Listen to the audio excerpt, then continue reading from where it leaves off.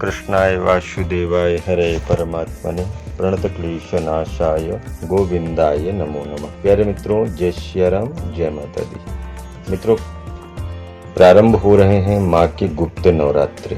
जी हाँ, इसी विषय पे आज आपसे चर्चा करते हैं। वर्ष में 4 नवरात्रियां आती हैं।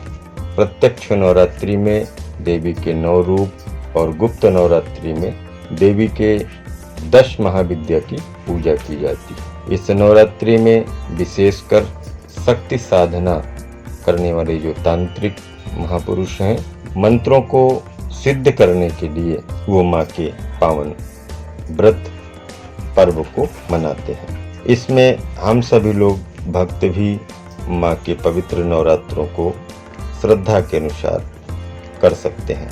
इस नवरात्रि में देवी भगवती के भक्त नियम के साथ पूजा अर्चना करते हैं। हिंदू धर्म में नवरात्रि विशेष महत्व लेकर के आती है। गुप्त नवरात्रि में माँ दुर्गा के 10 महाविद्याओं की साधना की जाती है। गुप्त नवरात्रि के दौरान माँ के जो साधक हैं वो माँ को प्रसन्न करते हैं। इसमें भक्त त्रिपुर भैरवी, माँ ध्रुमावती, माँ बगलामुखी, माँ काली, माँ तारा, माँ त्रिपुरा, माता भुवनेश्वरी, माता छिन्नमस्तिका, माता मार्तंगी और कमला देवी की पूजा की जाती है।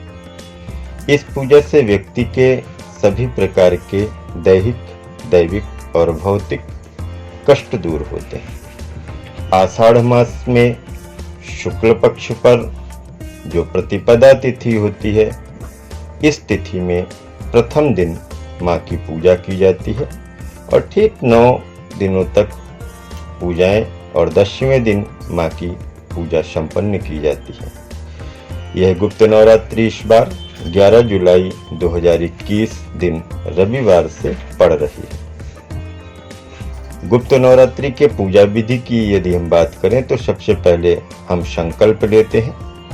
गुप्त नवरात्रि की पूजा की शुरुआत में हम कलश की स्थापना करते हैं। कलश स्थापना के उपरांत माँ दुर्गा की जो तस्वीर है उसको लाल कपड़े पर पाटे पर बिछा करके माँ को स्थापित करते हैं। प्रतिदिन सुबह शाम माँ की पूजा अर्चना वंदना करते हैं।